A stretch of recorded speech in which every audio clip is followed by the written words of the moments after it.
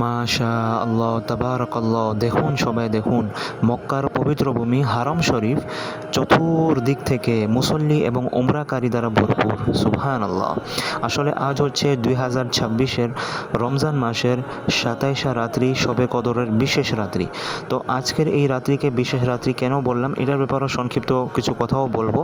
তবে আগে ভিডিওটি দেখুন। আমি যেখানে ইমাম সাহেব দাঁড়ায় সেখান থেকে আমি প্রায় 3 কিলোমিটার দূরে অবস্থান করছি। আর আপনাদেরকে এত সুন্দর দৃশ্য দেখানোর জন্যই এত দূর থেকে ভিডিওটি করা।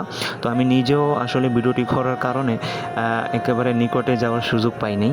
আর আরেকটি বিষয় দেখে আমি খুবই অবাক হলাম, সেটা হচ্ছে যারা মক্কার মধ্যে অবস্থান করেন, যাদের কাছে সৌদি আরবে সিম রয়েছে, তাদের প্রত্যেকেরই নাম্বারে মক্কার গভর্নমেন্টের পক্ষ থেকে সতর্ক বার্তা হিসাবে একটি মেসেজ এসেছে। এই যে দেখুন, আপনাদেরকে মেসেজও শো করাচ্ছি। যারা আরবি পড়তে জানেন তারা তো দেখেই বুঝে গিয়েছেন, আর যারা পড়তে জানেন না তাদের সুবিধার জন্য আমি বলে দিই এখানে কি লেখা আছে। এখানে লেখা রয়েছে যে যারা হারাম শরীফের ভিতরে ঢুকতে চান তারা দয়া করে কেউ ঢুকবেন না আজকের রাতে, কারণ চতুর্দিক থেকে অতিরিক্ত ফিল আপ হয়ে আছে, এই জন্য আশেপাশে অন্যান্য মসজিদে নামাজ আদায় করে নিন। তো এরকম আর কি সতর্ক বার্তা হিসাবে বলা হয়েছে।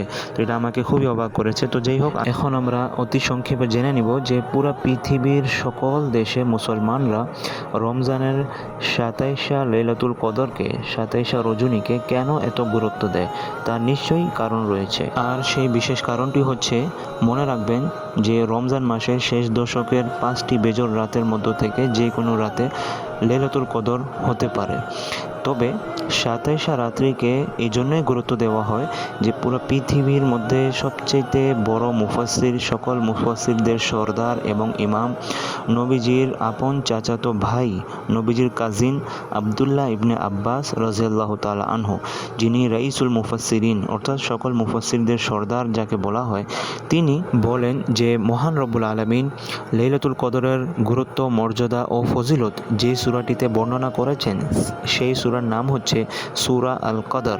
তিনি এই সূরা আল কদরের সূক্ষ্ম একটি তাফসীর করতে গিয়ে বলেন যে মহান রব্বুল আলামিন এই সূরাটির মধ্যে লাইলাতুল কদর বাক্যটি 3 বার উল্লেখ করেছেন। আর একবারের মধ্যে যদি আমরা অক্ষরগুলো গণনা করি তাহলে 9টি অক্ষর রয়েছে। তো এভাবে যদি 9টি অক্ষরকে 3-এর সাথে গুণ দেওয়া হয় তাহলে 3 নং 27 হয়। তো মূলত এই ব্যাখ্যা আর তাফসিরের কারণেই আবদুল্লাহ ইবনে আব্বাস সহ আরও বড় বড় সাহাবারা এই কথা বলেন যে রমজান মাসের 27 রজনীতে লাইলাতুল কদর হওয়ার সবচেয়ে বেশি সম্ভাবনা রয়েছে। তো এই জন্যই পুরো বিশ্বের সকল ধর্মপ্রাণ মুসলমানরা লাইলাতুল কদরের 5টি বেজোড় রাতের মধ্য থেকে 27 রজনীকে সবচেয়ে বেশি গুরুত্ব দিয়ে থাকে। তো আশা করি আপনারা সবাই এই বিষয়টি ভালোভাবে বুঝতে পেরেছেন।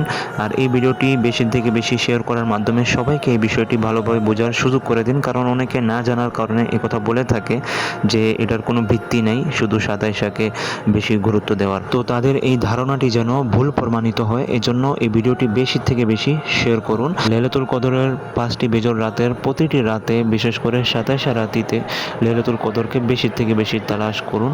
আর আমাকেও দুয়াতে স্মরণ রাখুন। আর তারাবির পরের দৃশ্যটিও দেখতে পারেন। এই ভিডিওটি হচ্ছে তারাবির 1.5 ঘন্টার পরের ভিডিও।